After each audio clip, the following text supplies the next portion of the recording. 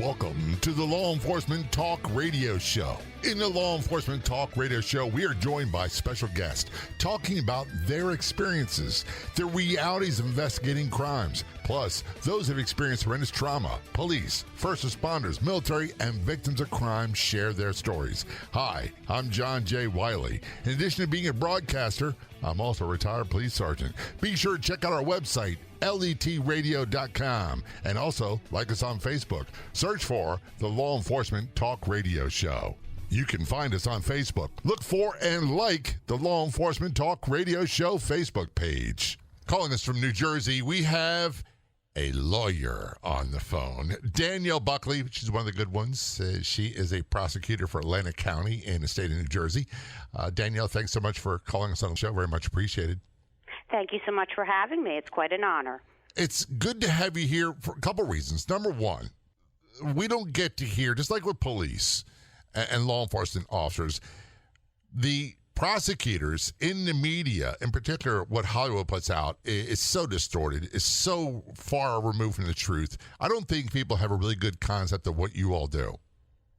I think that is true. I think that it's made to look very easy on TV and made to look much faster than the process truly is. I've been in trials where it was a couple days and then the jury is out for a long time. But you watch like Law and Order and all those dun-dun shows, it's over in 45 minutes from start of the crime to investigation to successful prosecution. Absolutely, Jay, and that is obviously not the way it's done. In fact, in New Jersey, we have developed a question at the beginning when we question our jurors, asking them what type of TV shows do they watch, and we try and ferret out the ones that show the criminal justice process as something that happens in 45 minutes, because just to get DNA back on a case could take 6 to 9 months. So I agree with you that it's a distorted view, not an accurate view of what we do on a daily basis. Plus, the other thing is the objection sustained and everything else. Man, I've seen so many movies and television shows where they're objecting over the craziest stuff in the world, and that's just not how it usually works. Correct, because ahead of time, on TV, you always have that, I call it that Perry Mason aha moment in a trial, and that rarely happens because in reality, discovery is exchanged. So each side, at least in New Jersey and on the state level, the federal level is a little bit different, they know what the other party has going into a trial. It's not like they can just, in the middle of a trial, surprise a defendant or a suspect with information. It just doesn't happen that way. So everything is known ahead of time. You will get those aha moments if you get a defendant who actually takes the stand and you get an opportunity to cross-examine that person. But that doesn't happen that often. That, too, is distorted on TV. We're going to be talking about human trafficking in a moment, but there's so many things about the whole trial process. When I talked with Danielle quite a while ago, I told her as a rookie policeman, the two types of people that taught me the most about trial preparation and how to prepare a good case, and by the way, you get the case that's presented. You can't manufacture evidence, so you go with what you got. But we're public defenders at the district level in Maryland and also state's attorneys or assistant state's attorneys at the district level. Those are the two that taught me the most about trial preparation. Absolutely, and I do recall that discussion, and you're right, because they are doing it day in and day out. That is our sole function, is to be able to, as you said, Jay, take the case that we're given. We can't create evidence. We can't manufacture it. We can certainly do additional investigation in the course of trial prep that may assist the case, although sometimes some of that investigation doesn't assist the case. But, yes, that's what they're trained to do day in and day out, is to prepare the case to either some type of resolution in terms of a plea agreement or ultimately put that case in front of a jury. And what are the other misconceptions? I mean, we could talk about these misconceptions all day long. I swear. I promise you we're going to talk about human trafficking later on in the show. DNA, you mentioned that earlier. This is something I have gotten. Of course, when I'm police, we didn't have DNA. And getting like fingerprints off a gun was very, very rare. You're more apt to get fingerprints off a piece of ammunition than you were a gun itself. DNA, it takes a long time to get back, and quite often physical evidence doesn't have it. That's accurate, Jay. And particularly, I mean, I specialized in sexual assault cases for quite some time, including the human trafficking angle.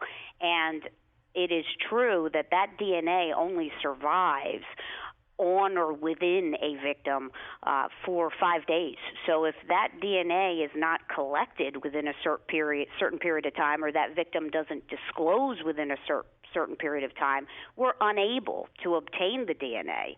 So that's something that people are not always aware of. And it's true. People ask all the time whether we can get DNA off of guns. Can we swab them and get a DNA off of a gun? They want DNA on a bag of cocaine that's found on a suspect. And a lot of times, the answer is that touch DNA is not quite as easy to obtain as bodily fluid DNA is. But even bodily fluid DNA, like I said, has a lifespan. And then you also have to factor in, Jay, that you have to have enough of it. There has to be enough DNA present for an analysis to even be done. Right. And then you got to match up the person. One of the things I get all the time, I guess it's because of Hollywood and television. People expect in trials, they'll say this in social media a lot. They were convicted and there's no direct evidence. There's no DNA, there's no fingerprints. And how could they convict them? Well, we were taught early on there's a difference between direct evidence and circumstantial evidence, and a lot of cases are built on eyewitnesses and other things. The amount of cases that have the slam dunks, that had the DNA, that had the fingerprints, that had the hair, that had the fibers, that have blood, that have all that stuff are minuscule. That's accurate. They are minuscule. They're few and far between, and we, too, instruct juries all the time that they can find a person guilty based on direct evidence or circumstantial evidence, and the vast majority of our cases are proven through circumstantial evidence. And it's still a very heavy burden. As much complaining as I do about our judicial process, our criminal justice system, we have a pretty good system. I would rather, it was the old saying, I'd rather see one guilty man or 100 guilty men go free than to have an innocent person convicted. To get convicted in just about any state in the United States takes a preponderance of evidence. It's not something that happens easily. Absolutely, Jay. And in fact, it takes even more than a preponderance of evidence. It takes evidence beyond a reasonable doubt. And I think that jurors really take that responsibility quite seriously. That's been my experience. When they hear beyond a reasonable doubt, and they are instructed that is a very heavy burden. And all 12, unlike any other area of the law, and our U.S. Supreme Court has just spoken on this within the last week or two, every single state in the United States, all 12 jurors must agree on someone's guilt.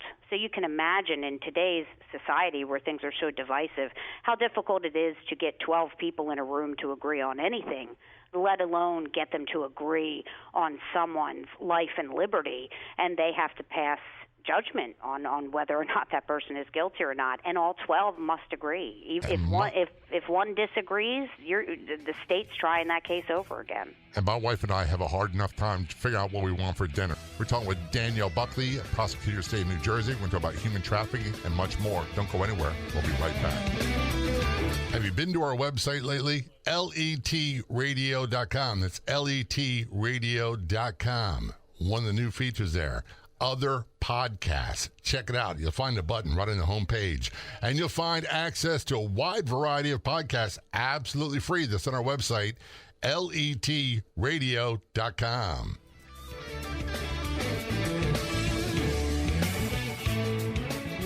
Return conversation with Danielle Buckley, a prosecuting attorney from Atlantic County, New Jersey. Atlantic County, that's where Atlantic City is, right? Yes.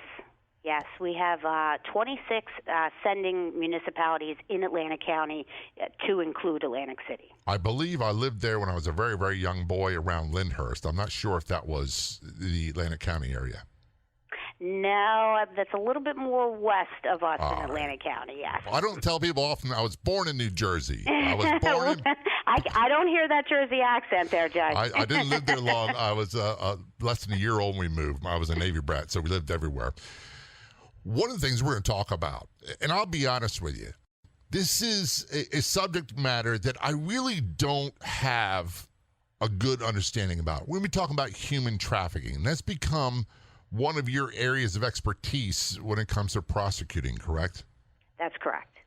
And when I think of human trafficking, I didn't see much of that in Baltimore. At least I didn't think I did when I was a young patrolman until much later on in life when I figured out, hey, a lot of these dancers in the exotic dancer circuit coming from the upper Midwest were victims of human trafficking. They were addicted to drugs. They were shuttled around to and fro. And I'm not saying they were spotless people by any means, but that's one thing. And back then, I had really no idea.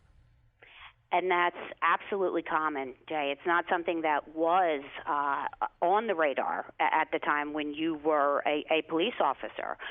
It was something that was viewed mostly as vice-type activity, prostitution-type activity.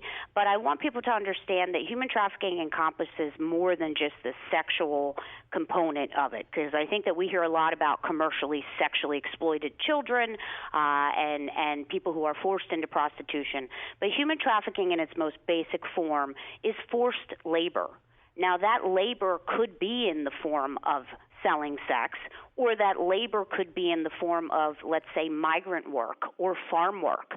So there are two ways that you can commit human trafficking, but it's all forced labor at the end of the day. And you are in New Jersey. This is not a border state. We would think of human trafficking coming from our southern border, that it wouldn't be an issue in other parts of the United States, but it clearly is. Correct. And historically, when we think of human smuggling, yes, that would be in a border state. That would be the interstate commerce of people. You're moving people in between states. Human trafficking does not require that movement or that transportation in between states. If you do, you may have some federal implications there. If you commit human trafficking across various states, you may have some federal implications there because there is a federal human trafficking statute. But the New Jersey and the state statutes typically do not require movement across state lines. It can be the way in New Jersey to violate our statute is through force, fraud, and coercion. So if you are trying to recruit someone to come work for you, either as a sex worker or a migrant worker, and you utilize some type of force, fraud, or coercion, then you can be guilty of that crime. And you can see that that definition, Jay, does not encompass any type of movement among state lines or even within the state. But it's the knowing recruitment and luring of someone through force, fraud, and coercion for the purpose of forcing them to engage in labor. Now, when you talked about that, Danielle, one thing came to my mind, and I do like history. I'm a bit of a history buff. I believe his name was Jack Johnson, a heavyweight boxer, and then Haig got him on some weird laws for taking a girlfriend across state lines. And so we're not talking about that. That's not what we're talking about with human trafficking nowadays. Correct. We're not. And what we are seeing, Jay, and we in Atlantic County, we do have quite an issue with human trafficking with Atlantic City and our circuit. It is part of the circuit that people are brought through Atlantic City to earn money for the traffickers. And so it's a destination city in that regard. So what we are typically seeing is when I first started doing this back in 2005, we would see the younger girls or younger females who were along the track in Atlantic City who would be recruited off the street by a trafficker who would pose as, let's say, a boyfriend or pose as someone who really cared about them and was trying to assist them and help them. And then before the person knew it, they would accept that help, and then before they knew it, they were stuck in a situation where all the proceeds that they made, they would have to turn over to the trafficker. They were under the control of the trafficker and the dominion of the trafficker. Now we're seeing that it's happening, that this type of conduct has moved online.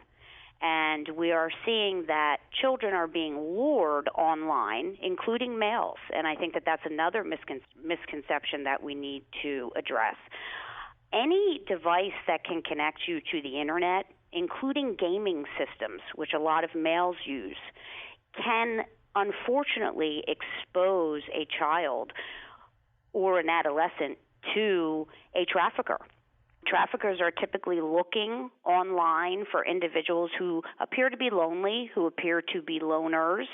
They may send out someone who looks like the person they're trying to target. It may be a female who reaches out to you over your Facebook account or your Instagram or Twitter account, and they do it in a way such that they appear to be your friend, or as if they're trying to befriend you.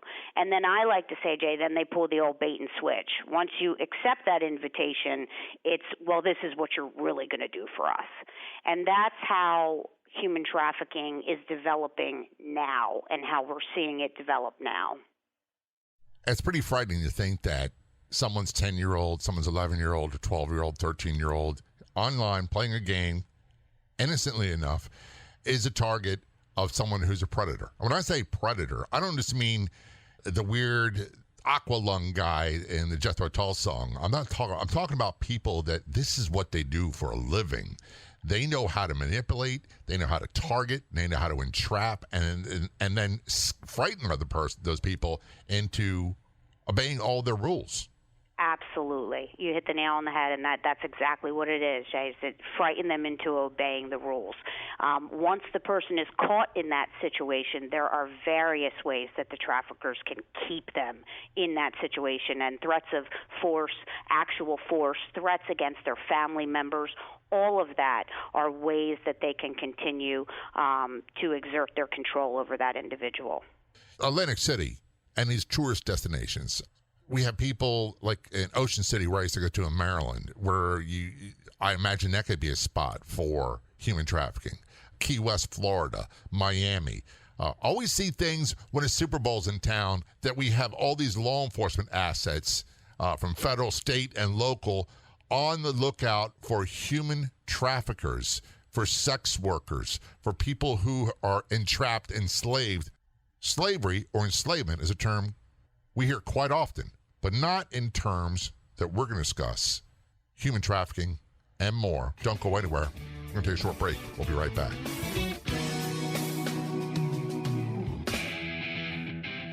One of the questions I get all the time is, how can I show my support for law enforcement? We're all busy. We've got busy lives, but there's something oh so simple you can do with our Facebook page. Search for Law Enforcement Talk Radio Show Facebook page. And when you see a post you agree with that resonates with you, share it, especially episodes of the podcast. To do all that, just search for us on Facebook, look for Law Enforcement Talk Radio Show, and be sure to click like.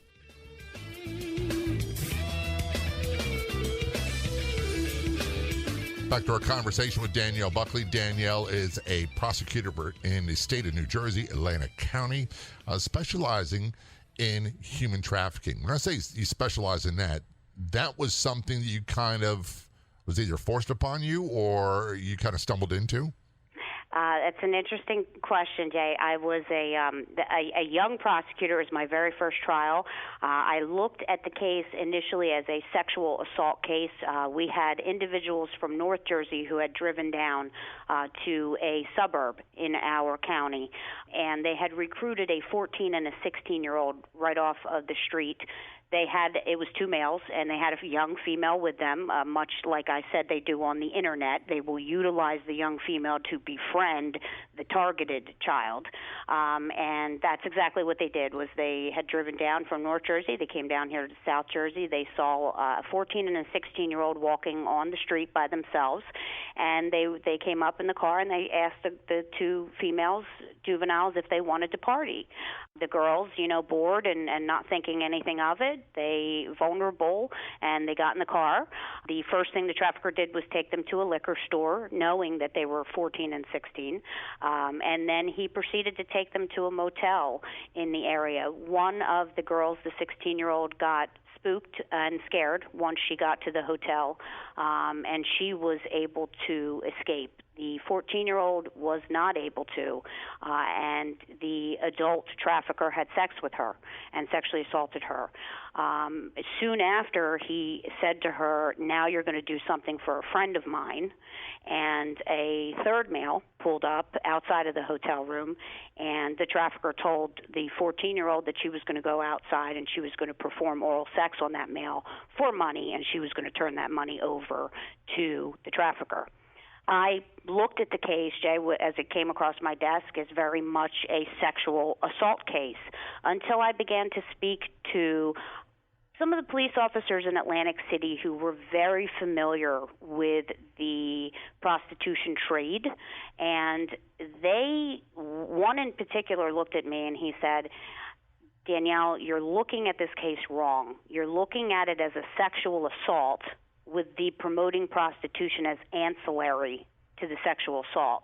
But the reality is this was a promoting prostitution case. This was before we had human trafficking or a human trafficking statute. So before that, we would utilize our promoting prostitution statute. And he said, this is a promoting prostitution case with the sexual assault ancillary to that. And he said their whole goal in coming down here was to recruit these females for the purpose of sex. And the fact that he had sex with her in the hotel room is something that traffickers will do. And this is very offensive, Jay. It's not my language, but this is the reality, because the trafficker has to, quote unquote, test out the product before he puts that product out on the market. And so sexual assaults are ancillary to the promoting or the recruitment for human trafficking, because that trafficker has to make sure that what he's putting out there for sale is going to earn him money. And so it was at that moment that my mindset switched and I began to become more interested in the topic. And shortly thereafter, our Attorney General's office created a statewide human trafficking task force, and my office appointed me to be the liaison to that. So it was a combination of both. It was a little bit of forced on me, but also it was something I was clearly interested in and had been versed in from trying that case as a young prosecutor. When you were describing what happened, now I know this. I know these things happen. My mind goes to the typical scenario of the pimp getting the runaway at the train station or the bus station. Maybe I've been brainwashed over the years of watching television and movies that is something to be expected.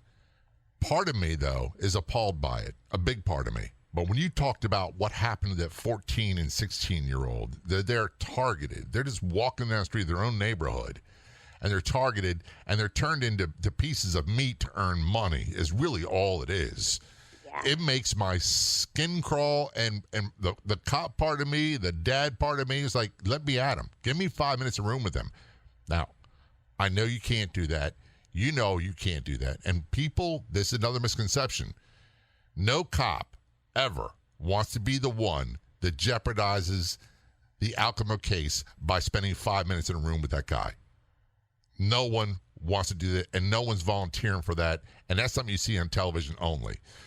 So I understand the terms you use, and as cold-hearted as it may seem, that's what we're up against. That's what parents nowadays have to be aware of.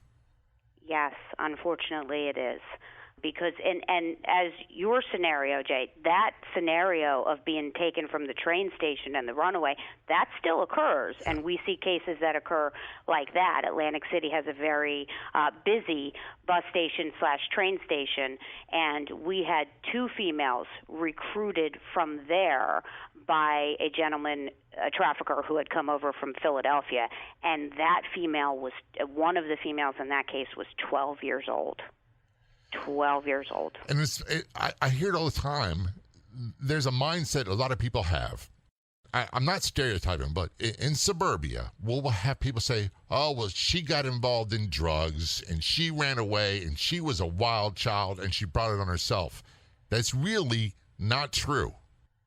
It's not. They are children. at the end of the day, and that's what we have to think about. We have to think about that if we have decided as a society that they are not responsible enough to operate a vehicle until they are a certain age, or they're not responsible enough or mature enough to vote or drink alcohol until a certain age, then I don't know why we would hold them to a higher standard when it comes to this type of activity. They're children.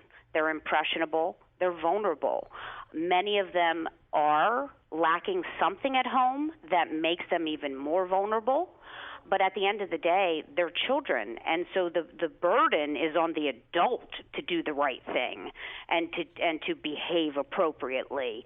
The child is looking usually for some type of validation and some type of element that may be missing in their own life, which the trafficker initially fills. So I agree with you, Jay, and sadly, that perception is out there.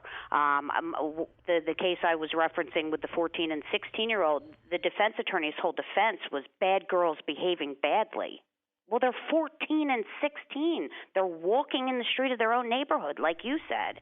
I mean, what did they do so wrong? Did they get in the car with strangers? Yeah. Should they have done that? No. But they're kids. They were bored. Somebody offered to party with them.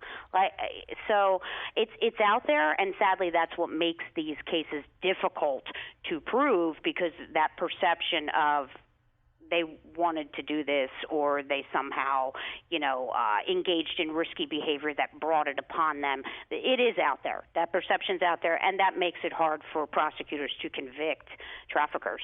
And it's up to our cops, and it's up to our prosecutors. They're part of a team.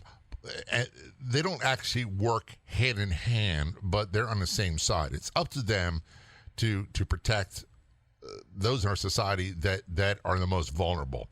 And a lot of times these people who are so vulnerable, especially with our children, they are lacking structure at home. Maybe it could be a host of things. It could be parents involved in drug or alcohol, or it doesn't matter what it is.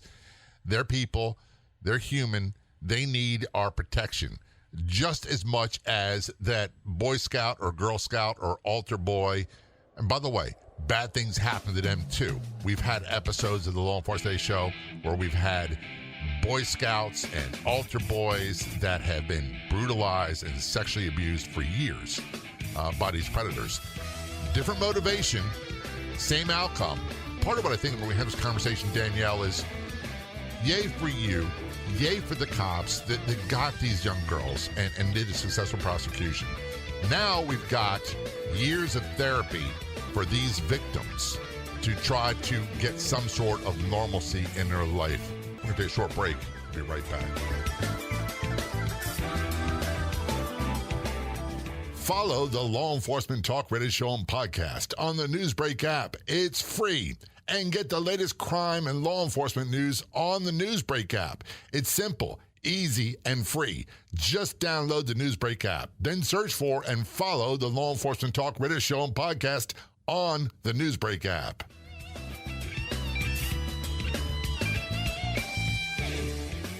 This is the Law Enforcement Show, joined by Danielle Buckley, prosecutor from the state of New Jersey, from Atlantic County.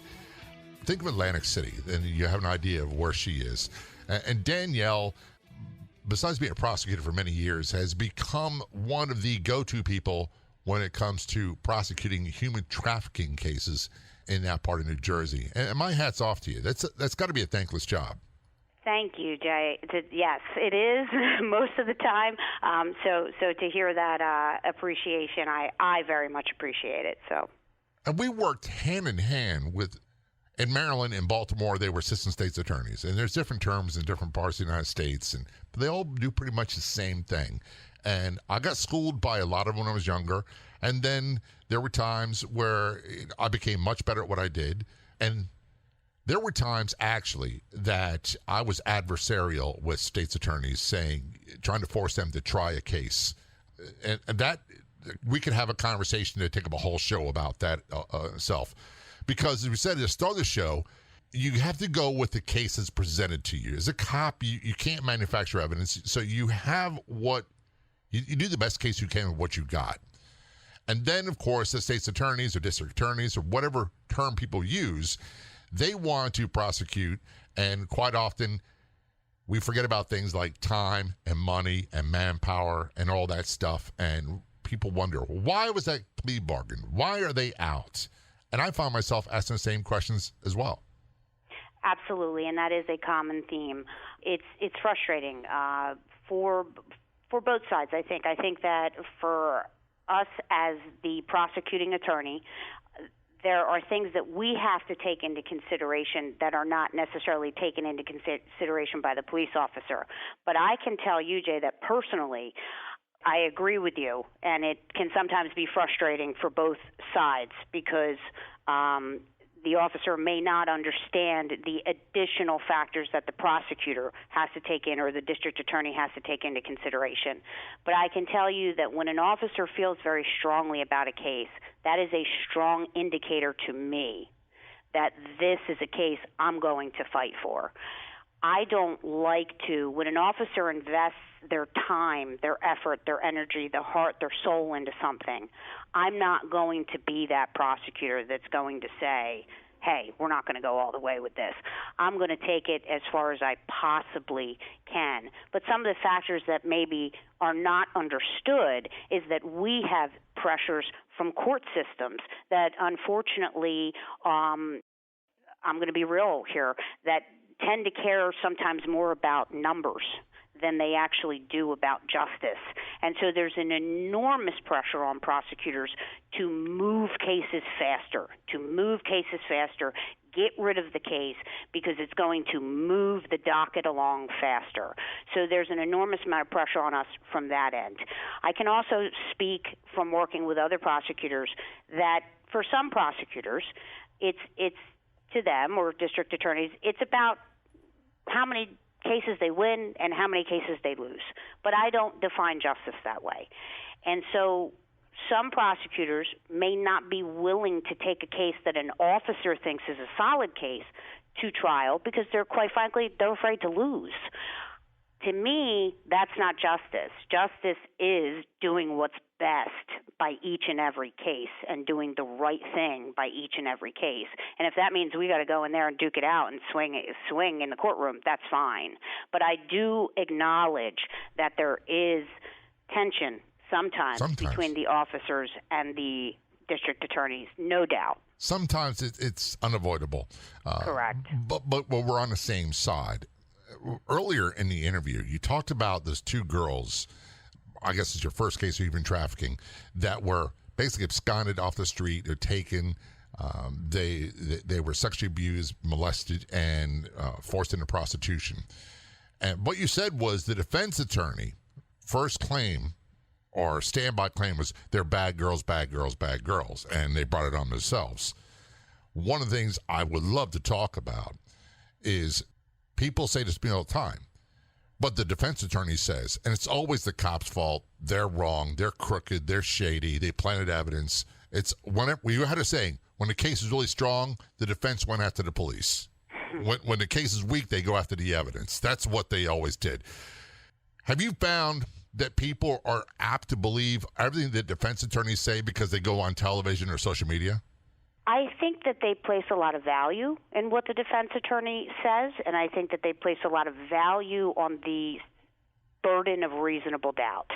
And I think that sometimes they misconstrue that burden, and they make it seem like it's this insurmountable burden that the state can never overcome. And I think that that weighs heavily. I think defense attorneys paint it as this insurmountable burden that can never be overcome, that even if you have a tiny little doubt, you must find them not guilty. And that's not really what the law says. But once it's out, you can't unhear it. So once the jury hears that, I think they take that burden very seriously. And if the defense attorney gives them any reason to doubt, I think that they err on the side of caution and they find that person not guilty. And that's part of the reason why I tell radio stations when I talk about the Law Enforcement Today show that it's true crime with a twist.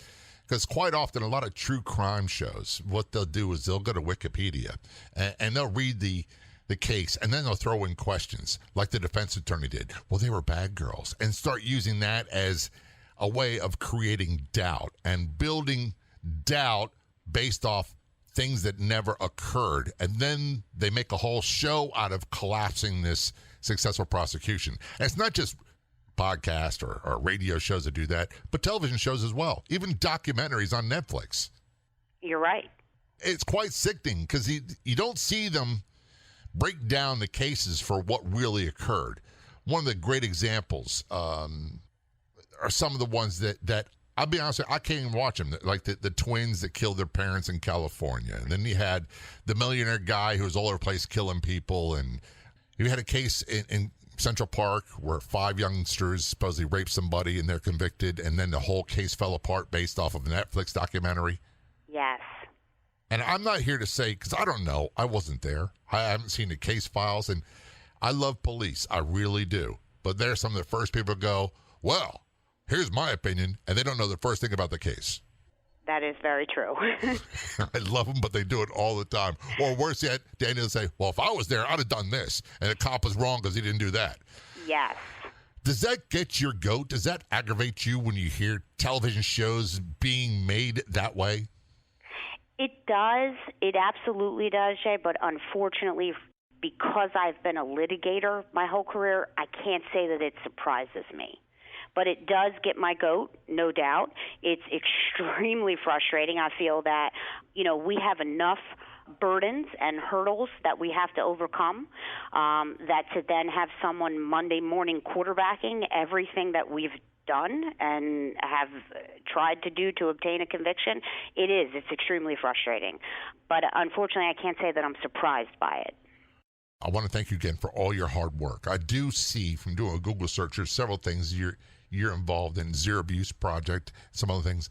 Would you like to talk about those quickly? Thank you so much, Jay. Yes, I have been an independently contracted speaker for Zero Abuse Project. I've spoken across the country on various topics dealing with crimes against children, but mainly on human trafficking type issues. And I've recently become an experteer, which is a volunteer expert for the Anti-Human Trafficking Intelligence Initiative. They are doing some great work. They're a non-governmental agency doing some great work in this area. And I have also been very involved in speaking in our local area, not on behalf of Zero Abuse, but just educating our educators, our counselors, our children, all of that about some of the dangers around human trafficking and just crimes against children in general. If people want to get more information from you, where do they go? They can go to either LinkedIn and they can look up Danielle Buckley, or they are certainly welcome to email me at daniellebuckley22@gmail.com. Danielle, thanks so very much for your service, and thanks for being a guest on the show. Very much appreciated. Thank you for having me on. It was a great chance to speak with you. Get access to free podcast versions of the show and more on Facebook. Do a search for the Law Enforcement Talk Radio Show and be sure to click like. I'd like to thank our guests for coming on the Law Enforcement Talk Radio Show. The Law Enforcement Talk Radio Show is a nationally syndicated weekly radio show broadcast on numerous AM and FM radio stations across the country. We're always adding more affiliate stations. If you enjoyed the podcast version of the show, which is always free, please do me a favor and tell a friend or 2 or 3. I'll be back in just a few days with another episode of the Law Enforcement Talk Radio Show and Podcast. Until then, this is John J. Wiley. See ya.